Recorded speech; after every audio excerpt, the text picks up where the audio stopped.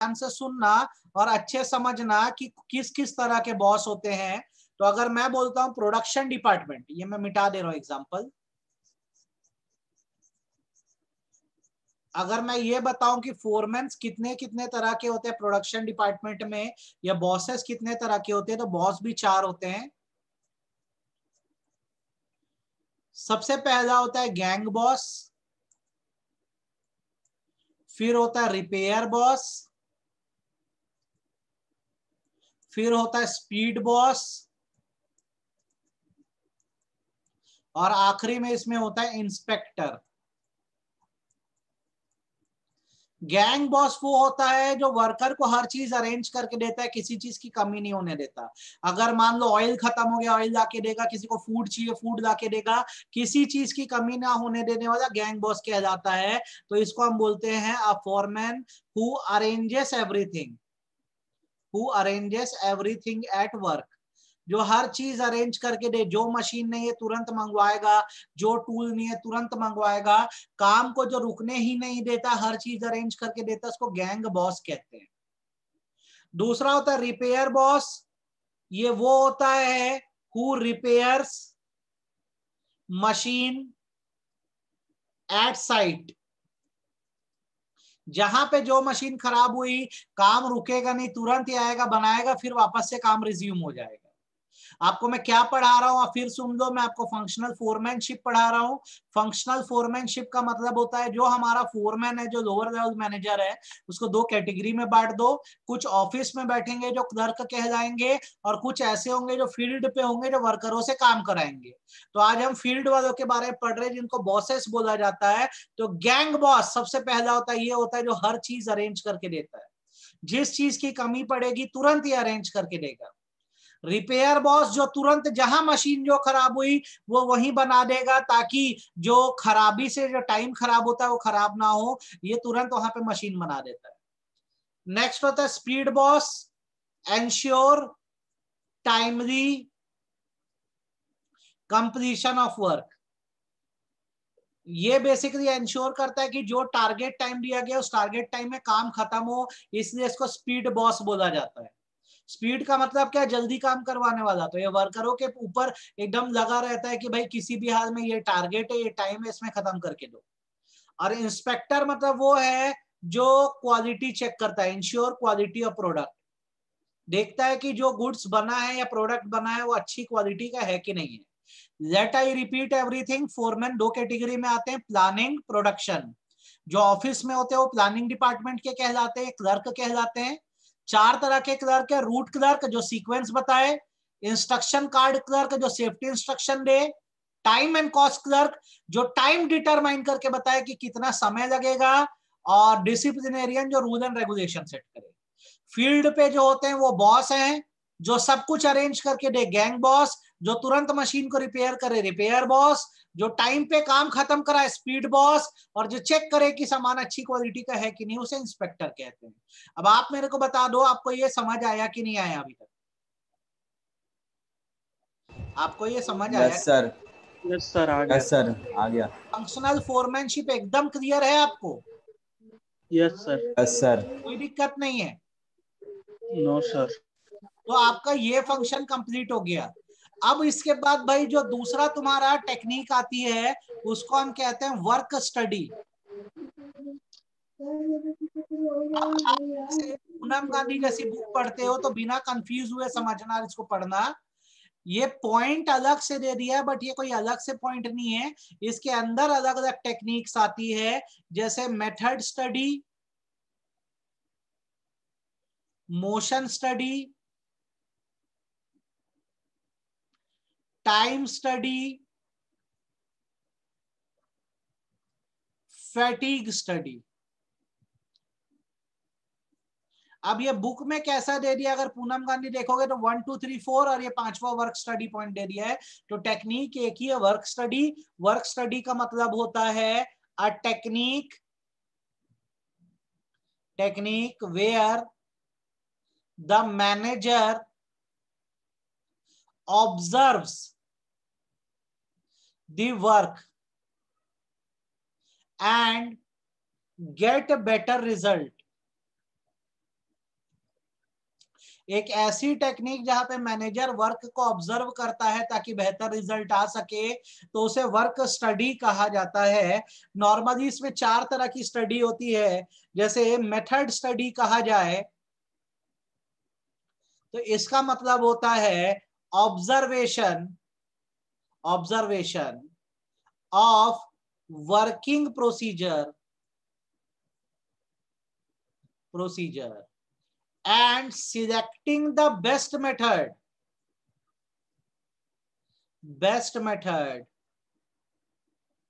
to complete the task।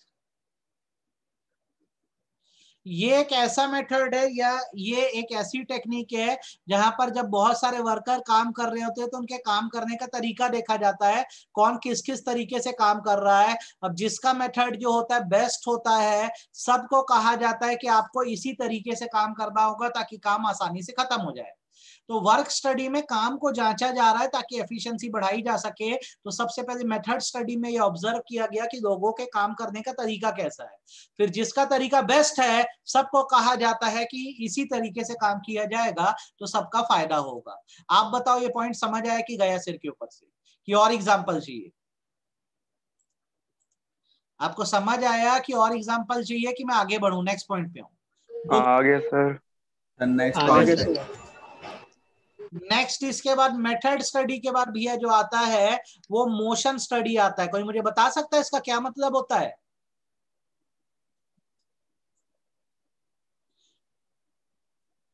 सुनो, motion study का मतलब होता है ऑब्जर्विंग द बिहेवियर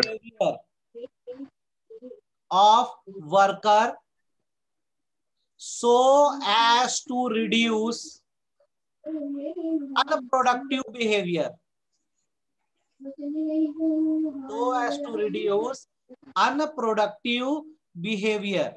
कहने का मतलब ये है कि वर्क प्लेस अगर है या काम की जगह है तो सिर्फ वहां पे वर्क होना चाहिए, वर्क के अलावा कुछ नहीं। एग्जाम्पल के तौर पे वर्कर हैं, ऐसे तो बड़े सिंसियर दिखते हैं, जब बॉस आता है तो सब काम करते रहते हैं, लेकिन बॉस हट जाता है तो सब अपने अपने व्हाट्सएप पे लग जाते हैं और काम को छोड़ देते हैं।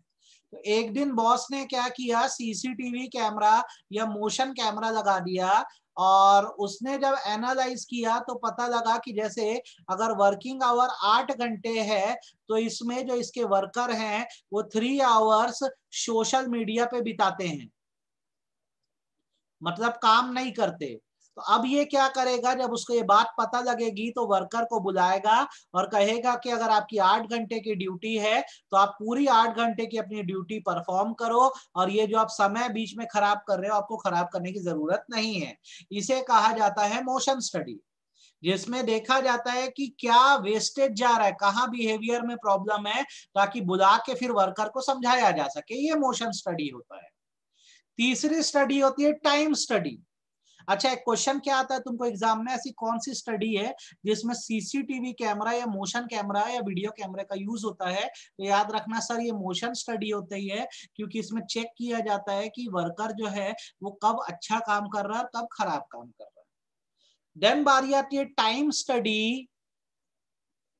टाइम स्टडी का मतलब होता है estimating the required time oblique average time to complete the work. किसी काम को खत्म करने में कितना समय लगेगा ये जानने के लिए जो स्टडी की जाती है उसे टाइम स्टडी बोलते हैं। एग्जाम्पल, मेरे 4 एम्प्लॉइज हैं, 4 एम्प्लॉइज को मैं एक वर्क दे देता हूं कि सबको एक एक काम करना है, और यहां पर मैं क्या करता हूं, अपनी स्टॉप वॉच ऑन कर देता हूं। एट एन एवरेज जितने समय में ये सब मिलकर काम खत्म करेंगे माना जाएगा वही एवरेज टाइम है जिसमें ये काम खत्म हो सकता है। जैसे आपके एग्जाम में क्वेश्चन पेपर 3 घंटे का आता है तो इसके लिए टाइम स्टडी तो की गई, बहुत सारे लोगों ने पेपर दिया, पेपर को सॉल्व किया, स्टॉप वॉच चल रही थी, तो समझ आया कि मैक्सिमम लोग 2 घंटा 45 मिनट से 3 घंटे के बीच में पेपर बना पाते हैं। तो फिर यही डिसाइड कर दिया गया कि अगर 100 नंबर का पेपर है तो एग्जाम का जो टाइम होगा 3 घंटे का होगा।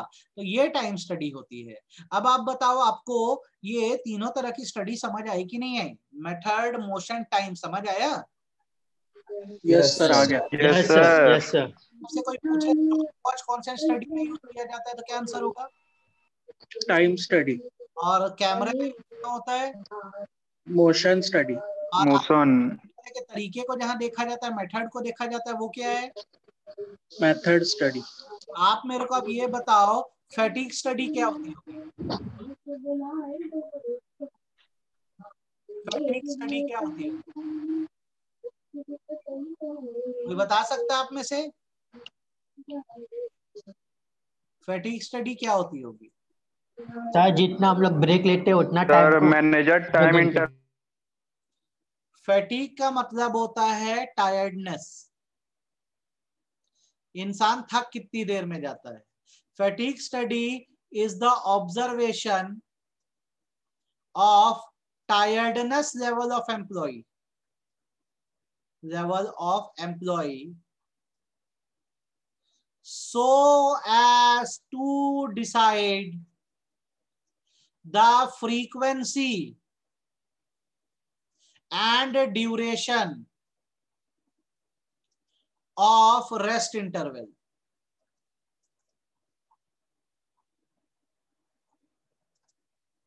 ठीक है, जब ये देखा जाता है कि एम्प्लॉय किस लेवल पे जाके थक जाता है, ताकि ये डिसाइड किया जा सके कि कितना रेस्ट इंटरवल दिया जाए और कितनी देर का दिया जाए, उसे फैटिग स्टडी बोलते हैं। एग्जांपल, वर्कर को यार काम करना है 10 घंटे दिन में, मतलब वो सुबह अगर 10 बजे आएगा 10 AM, तो उसको रात को 8 बजे जाना है 8 PM को। अब इस बीच उसको एक इंटरवल मिलता है, वो भी 15 मिनट का। तो ये बात सही है कि गलत है, ये बताओ। ये बात सही है कि गलत है? गलत है। क्यों गलत? सर क्योंकि 10 घंटे की उसका वर्क टाइम है और उसमें उसको 15 ही मिनट मिल रहा है। तो एफिशिएंसी आराम बढ़ेगी करने कि के लिए। घटेगी? घट सर उसकी जाएगी सर। एफिशिएंसी कम हो जाएगी। तो इसमें बेस्ट ये है कि ईच 5 आवर में आप हाफ एन आवर का ब्रेक दे दो, ऐसा चल जाएगा? Yes sir. Yes sir. अच्छा, एक वर्कर है जिसका वर्किंग आवर जो है वो 7 घंटे का है, जिसमें से 1.5 घंटे का तो उसका इंटरवल होता है। सरकारी नौकरी, क्या करना चाहिए? सर टाइम उसका थोड़ा कम करना चाहिए, एक या आधा करना घंटा चाहिए। करना चाहिए, एक या आधा हाफ घंटा। एन आवर कर दो यार। 7 घंटे काम कर रहा, आधे घंटे का इंटरवल काफी है ना उसमें, यस है सर। ना? तो फैटिग स्टडी यही बताती है कि आप वर्कर का आवर देख लो, उससे आपको अंदाजा हो जाएगा वो कब थक सकता है, उस हिसाब से आप क्या करो, इंटरवल डिसाइड करो। आप बताओ कितना समझ आया? सर आ गया समझ में। तो भाई ये वर्क स्टडी होती है। अब इससे कोई भी रिलेटेड क्वेश्चन आए तो बना पाओगे कि नहीं बना पाओगे? Yes sir. आपको फंक्शनल फोरमैनशिप अच्छे से आ गया है? Yes sir. Work yes study sir. आ गया है? Yes sir. यस अब सर। उसके बाद जो टेक्निक आती है, आप मेरे को बता पाओगे कि ये क्या है? स्टैंडर्डाइजेशन एंड सिंप्लीफिकेशन क्या होती है, बताओ।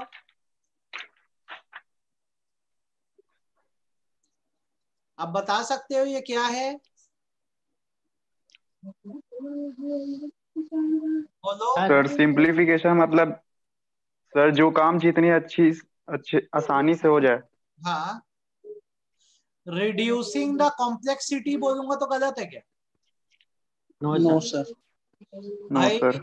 अगर मुझे आंसर लाना है 4, तो बेस्ट वे में 2+2 कर दूं। अब कोई बंदा अगर 1.5 होशियार है और इसमें वो 6 + 2 -4 कर रहा है, तो ये बुद्धिमानी का काम कर रहा है क्या? No sir. नो भाई सर। 4 मतलब तो 2+2 से काम बन सकता है ना अपना, ठीक है? Yes sir.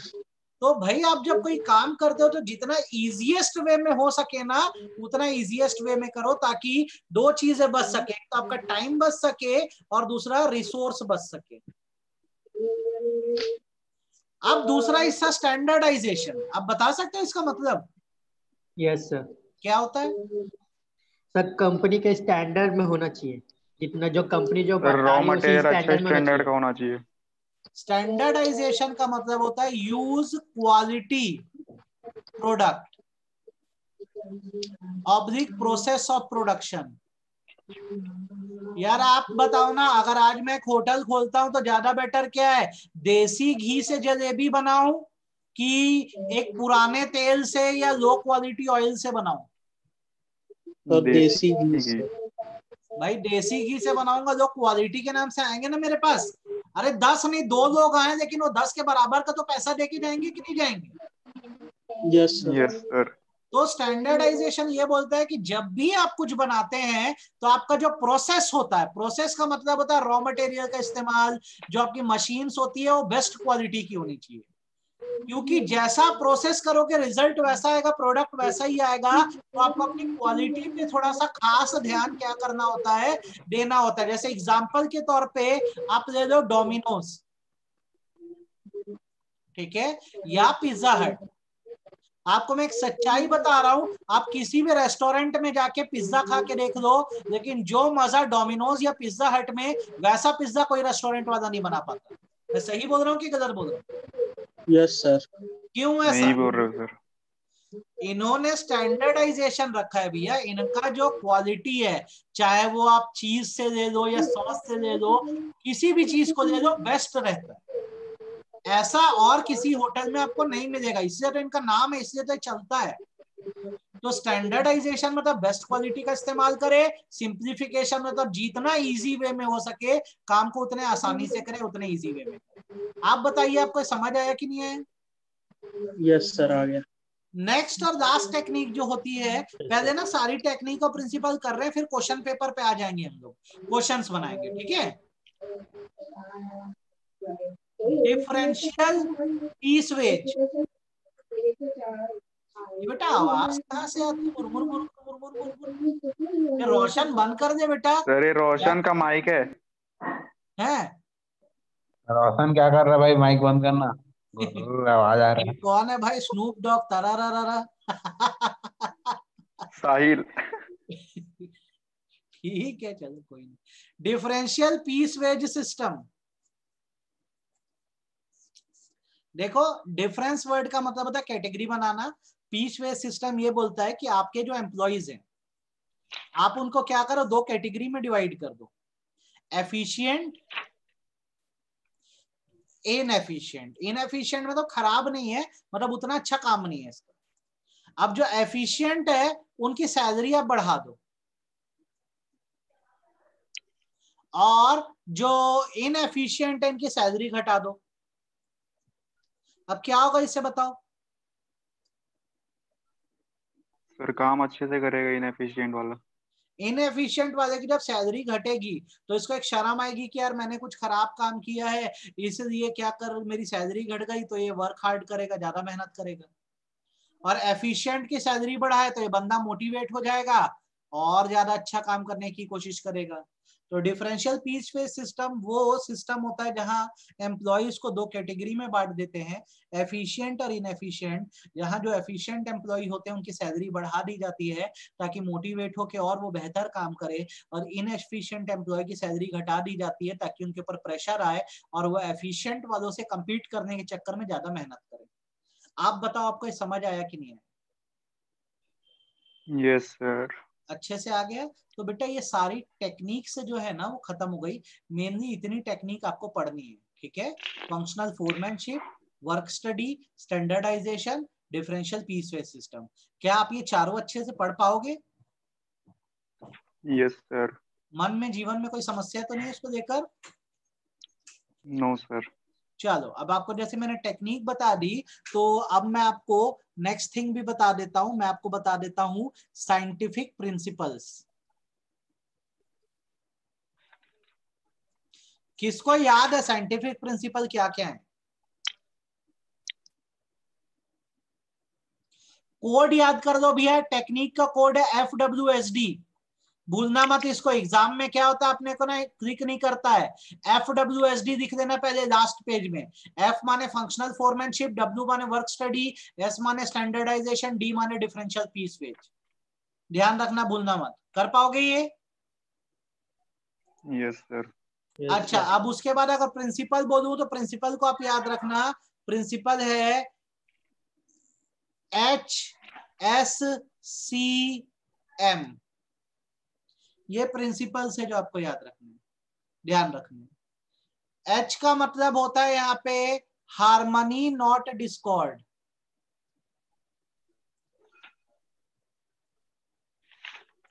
S का मतलब होता है science not rule of thumb.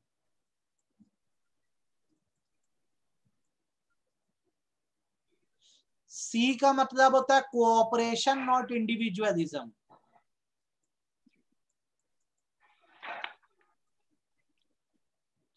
और M का मतलब होता है मेंटल रिवॉल्यूशन।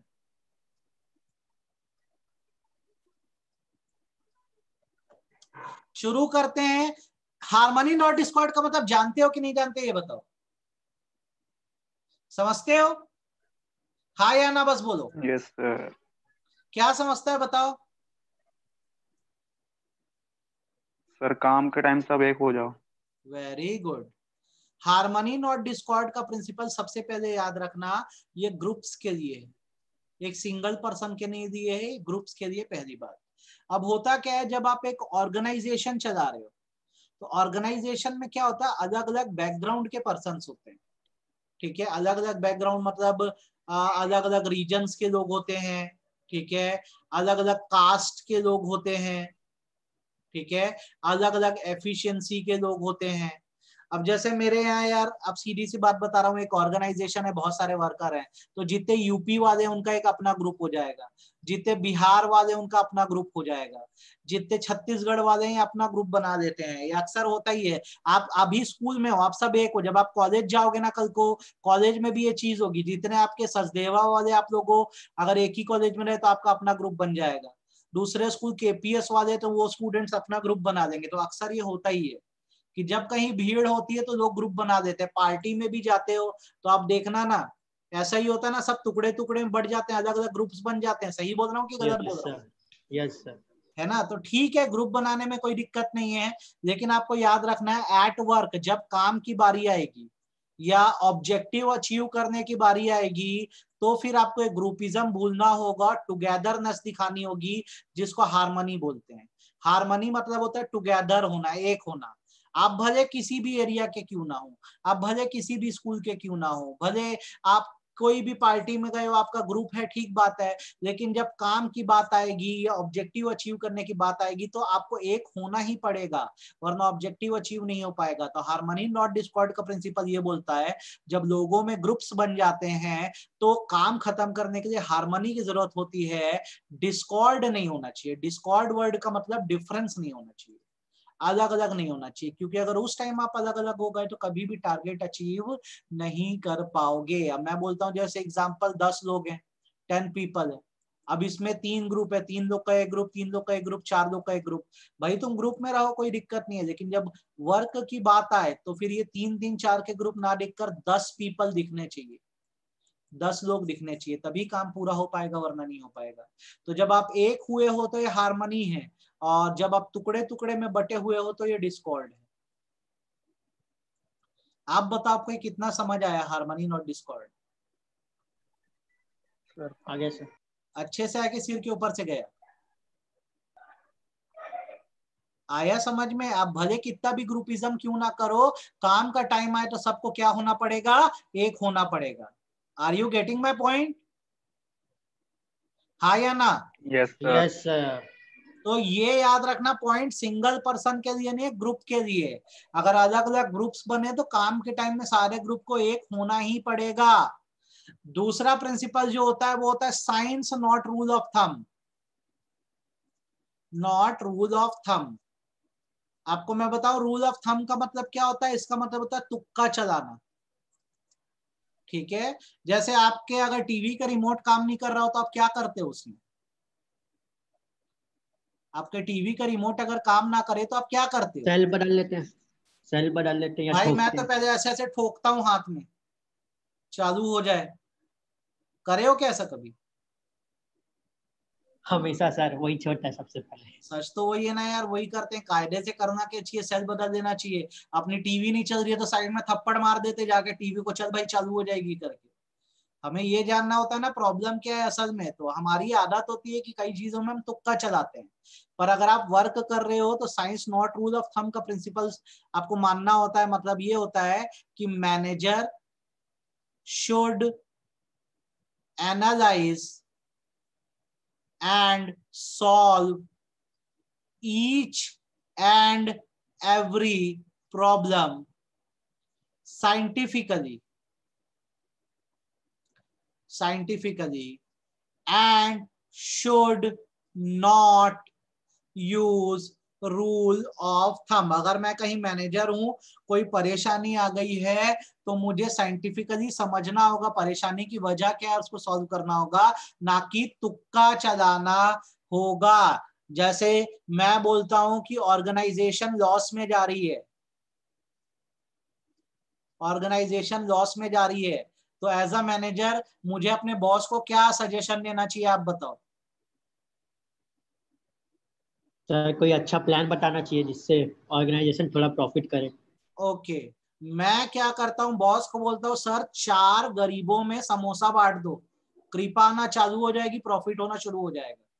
सही बोल रहा हूं कि गलत बोल रहा हूं? गलत बोल रहा है सर। क्यों? सर क्योंकि इससे कोई पता नहीं है, जरूरी नहीं है कि ऐसा कुछ होगा ही करके। है ना। तो भाई मैं प्रॉब्लम की रूट कॉज नहीं समझना चाह रहा हूँ, तुक्का लगा रहा हूँ, बोल रहा हूँ 4 गरीबों में समोसे बांट दो। क्या होगा यार 4 गरीबों में समोसे बांट के? तो ये है रूल ऑफ थंब।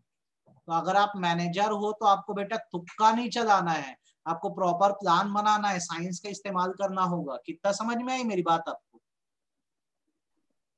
100%। आ गई सर। जैसे तो हार्मनी नॉट डिस्कॉर्ड हो गया, science not rule of thumb हो गया। नेक्स्ट प्रिंसिपल जो आता है उसको बोलते हैं कोऑपरेशन नॉट इंडिविजुअलिज्म। ये याद रखना फॉर इंडिविजुअल है, और ये सेम वही है जो फेवल का सबऑर्डिनेशन का प्रिंसिपल था, जो ये कहता है a person must follow and cooperate with the group instead of achieving personal interest। जब आप एक ग्रुप में होते हो तो अपने बारे में ना सोच के आपको किसके बारे में सोचना पड़ता है, ग्रुप के बारे में सोचना पड़ता है। आप मैं नहीं कर सकते, आपको हम करना होता है। तो कोऑपरेशन नॉट इंडिविजुअलिज्म ये कहता है कि जब आप एक ऑर्गेनाइजेशन में हो तो आपको पर्सनल इंटरेस्ट के बारे में ना सोचकर किसके बारे में सोचना चाहिए, ग्रुप इंटरेस्ट के बारे में सोचना चाहिए, और सभी लोगों के साथ आपको कोऑपरेट करना चाहिए। आप बताओ आपको ये बात समझ आई कि नहीं? Yes sir. तो अब यहाँ पे कंफ्यूज मत होना, हार्मनी नॉट डिस्कॉर्ड ग्रुपिज्म की बात करता है कि जब लोगों के ग्रुप बन जाए तो क्या करना है, और कोऑपरेशन नॉट इंडिविजुअल अकेले आदमी की बात कर रहा है कि उसे अपने बारे में ना सोच के पूरे ग्रुप से कोऑपरेट करना होगा। जैसे मूवी देखे हो ना यार, लगान देखे हो ना? देखे हो लगान? नहीं यस देखे? सर। Yes sir. उसमें यस कौन सर। सा रहता है पर्सन सब में जो बदमाश रहता है? लाखा, ब्रिटिशरों के साथ मिला रहता है, याद है? Yes sir. तो भाई उसको आखिरी में आमिर खान क्या सिखाता है? Cooperation not individualism. अपने बारे में मत सोच, पूरे गांव के बारे में सोच, क्योंकि तुझे भी तो गांव में ही रहना है। तो फिर वो देखो एकदम बढ़िया यस कैच सर। देता है, फिर बाद में सिर विर फुड़वा देता है, वो अलग बात है। चलो कोई नहीं, ये क्लियर हो गया। लास्ट यस उसके सर। बाद जो आता है बेटा वो आता है मेंटल रिवॉल्यूशन। मेंटल रिवॉल्यूशन का मतलब बेसिकली होता है both superior and subordinate must understand importance of each other। Boss को और वर्कर दोनों को एक दूसरे की इंपॉर्टेंस समझनी होगी। कई बार सुपीरियर या बॉस क्या होता है, अपने ईगो में होते हैं और ये बोलते हैं हम ही सब कुछ है, हमारे अलावा कुछ नहीं है। कई बार सबऑर्डिनेट ऐसे होते हैं जो अपने ईगो में रहते हैं कि हमारे कारण ऑर्गेनाइजेशन चल रही है, हम हट गए तो ऑर्गेनाइजेशन बंद हो जाएगी। तो आपको याद रखना है कि म्यूचुअल रिस्पेक्ट होनी चाहिए। बॉस अपने वर्कर की रिस्पेक्ट करे, वर्कर अपने बॉस की रिस्पेक्ट करे, और ये ईगो सिस्टम को हटा देना चाहिए। इसे मेंटल रिवॉल्यूशन बोला जाता है, सोच में बदलाव हिंदी में। ठीक है, यहाँ पे बॉस को ये समझना होगा कि उसके वर्कर भी इंसान है और उन्हें इंसानों की तरह ट्रीट करना होगा। सिमिलरली वर्कर को भी समझना होगा कि बॉस जो है वो हमसे कोऑपरेट करने को तैयार है, और बॉस नहीं होगा तो हमें पैसे कौन देगा। तो दोनों को ही एक दूसरे की इंपॉर्टेंस समझनी होगी, इसे मेंटल रिवॉल्यूशन बोलते हैं। अब आप बताओ ये कितना समझ आया आपको? आ गया सर, अच्छे से आया कि गया सिर के ऊपर से? आ गया सर, आ गया। तो इतने होते हैं साइंटिफिक प्रिंसिपल्स जो आपको पढ़ने होते हैं बेटा। तो आपको मैंने टेक्निक और प्रिंसिपल बता दिए हैं। कल मैं आपको अब इसके क्वेश्चन बनवाऊंगा, ठीक है बेटा? कल इसके क्वेश्चन करेंगे हम लोग, कल ओके मिलते सर। हैं, ठीक है? Yes sir. चलो बाय बाय। सर हाँ बेटा। सर ये जो आप करा रहे हो क्वेश्चन वो ग्रुप में भेज दीजिएगा ना। कौन सा क्वेश्चन बेटा? सर ये टॉपिक वाइज करा रहे हो ना, आप बोले थे भेज दूंगा पीडीएफ। पीडीएफ की वीडियो? पीडीएफ। अच्छा ठीक है ना, भेज दूंगा। ठीक ठीक है है सर, थैंक यू। अच्छा प्रवीण, यस सर। इसको बेटा yes sir. Need to know basis पे लो, क्योंकि बहुत से बच्चे क्लास अटेंड नहीं करते हैं। जिसको जरूरत पड़ेगी हाँ। ना वो मैसेज कर देगा तो मैं उसको भेज दूंगा, ठीक है? Yes sir. वो ज्यादा बेटर रहेगा, यस सर। ठीक है? चलो ओके बेटा, बाय बाय।